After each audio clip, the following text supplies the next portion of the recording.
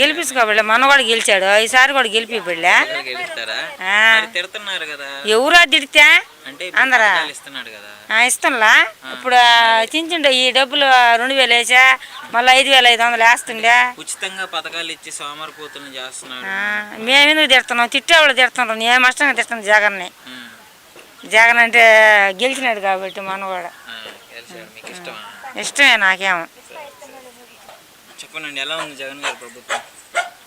బాగుంది. మీకేమేమి వస్తున్నాయి? గవర్నమెంట్ నుంచి పథకాలు ఏమైనా వస్తున్నాయి? ఏమేమి వస్తున్నాయండి? అమ్మ ఒడి 2 సంవత్సరాలు పడ్డాయి, 2 సంవత్సరాలు పడలేదు సార్. అమ్మ ఒడి 2 సంవత్సరాలు 2 సంవత్సరాలు పడలా. అంటే మాకు వచ్చేటి అమ్మ ఒడి. ఇక్కడ రోడ్లు కానీ ఊళ్ళో విలేజ్లో ఎలా చేస్తున్నాడు అమ్మ జగన్ గారు వచ్చిన తర్వాత? బాగానే ఉంది. బాగానే ఉంది. గతంలో చంద్రబాబు గారు ఉన్నప్పుడు మంచిగా చేశారా మీ విలేజ్కి? ఇప్పుడు జగన్ గారు వచ్చాక మంచిగా చేశారు. ఎవరికి బాగా జరిగింది? ఎవరు చేస్తే జరిగింది చెప్పండి. జగనే బాగా చేశాడన్న. మరి ఎందుకు ఆలోచిస్తున్నారు ఇంతసేపు? జగన్ గారు బాగానే చేశాడు.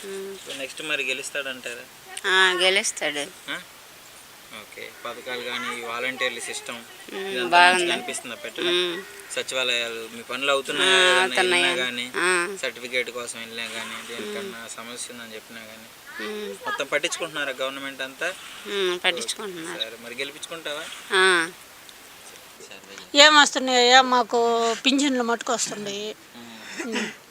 పింఛన్ ఒకటే వస్తుంది. ఎలా తీసుకుంటున్నారా పింఛన్? అయినా ఇంటికి వచ్చేస్తున్నారు. ఓకే. గతంలో గతం ఏంది? అప్పుడు చంద్రబాబు గారు ఉన్నప్పుడు ఆయన ఉన్నప్పుడు అక్కడికి పోయి తీసుకుంటున్నాం. మరి ఎట్లా అనిపిస్తుంది? అక్కడ వెళ్ళి తీసుకోవడం బాగుందా, ఇక్కడికి వచ్చి ఇవ్వడం బాగుందా? ఇక్కడికి వచ్చి ఇటమే బాగుంది. ఇంకా ఇంకా ఇంకే రోడ్లు వేసారా మంచిగా? రోడ్లు వేస్తుండ్రు.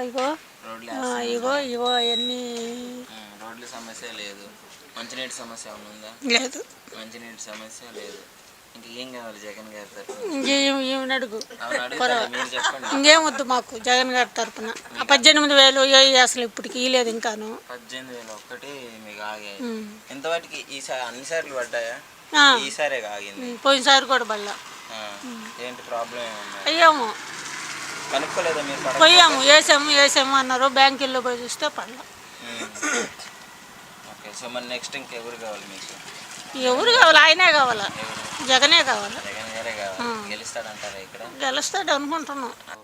మరి చంద్రబాబు గారు ఉన్నప్పుడు ఎలా ఉంది? చంద్రబాబు నాయుడు ఉన్నప్పుడు కూడా ఏముందిలే, మాకేం పింఛన్లు ఏం లేదు. ఆయన ఇచ్చేటప్పుడు ఆయనే ఇస్తున్నాడు. కానీ ఈయన వచ్చినప్పుడు ఏంటంటే పిల్లకాయలకు చదువులకి మంచిగా చెడ్డగా చేస్తున్నాడు. అది. సో మరి ఎవరు వస్తే బాగుంటుంది నెక్స్ట్? అది జగనే రావాలా. జగనే రావాలా. ఎందుకంటే బిడ్డలు చదువులకి మంచి చెడ్డ మాలాంటి వాళ్ళకి ఆదుకుంటున్నాడు. కానీ రావాలా. కానీ ఇల్లు మాత్రం లేదు. ఇల్లు కూడా కట్టించాడంటే ఇస్త్రీపెట్టి లోన్ కూడా రావట్లే.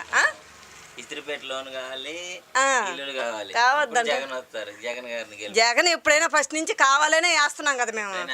అది అంతే, ఇంకేం ప్రాబ్లం ఏం లేదు. చెప్పండి అండి, ఎలా ఉందండి జగన్ గారి ప్రభుత్వం గెలిచిన తర్వాత? బాగానే ఉంది.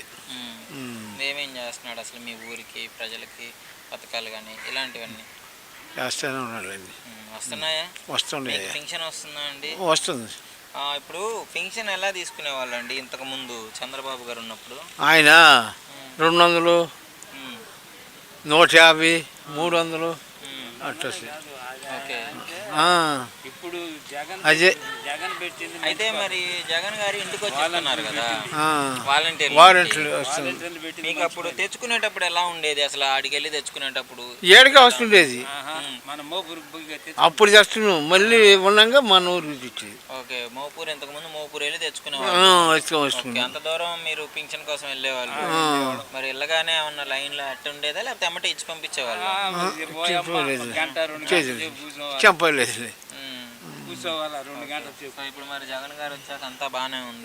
ఈయన వచ్చినట్టే బాగానే ఉంది. ఓకే. మళ్ళీ గెలుస్తాడండి జగన్ గారు? బియ్యం కూడా మన ఇళ్ళకే వచ్చి ఇచ్చిపోతున్నారు. సరే, సరేనండి. అంత పద్ధతి మీకు బాగానే అనిపిస్తుంది. ఇంకా ఎట్ట మారిపోతే మళ్ళీ చాలా. ఇప్పుడైతే ప్రభుత్వం బాగుంది. ఇప్పుడైతే ప్రభుత్వం బాగుంది.